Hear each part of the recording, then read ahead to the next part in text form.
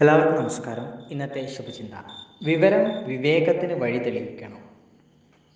ഇല്ലെങ്കിൽ നാലു ദിക്കിൽ നിന്നും വരുന്ന വൃത്താന്തങ്ങൾക്കനുസരിച്ച് ആലോചനയില്ലാതെ പല പ്രവർത്തനങ്ങളും അവസാനിപ്പിക്കേണ്ടി വരും. എല്ലാ കാര്യങ്ങളും കാണുകയും കേൾക്കുകയും ചെയ്യാതിരുന്നാൽ തന്നെ സ്വന്തം വഴികളിലൂടെ സ്വസ്ഥമായി സഞ്ചരിക്കാം.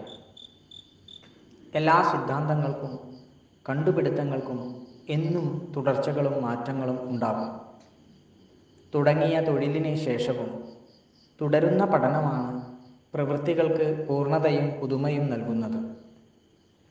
തൊഴിൽ സമ്പാദിക്കാനുള്ള മാർഗമല്ല, തൊഴിലിനെ പ്രസക്തവും പ്രയോജനപ്രദവുമാക്കാനുള്ള മാർഗമാണ് പഠനം. എല്ലാവർക്കും നന്മകൾ ഉണ്ടാകട്ടെ. എല്ലാവർക്കും ജീവിത വിജയം ഉണ്ടാകട്ടെ. നന്ദി, നമസ്കാരം.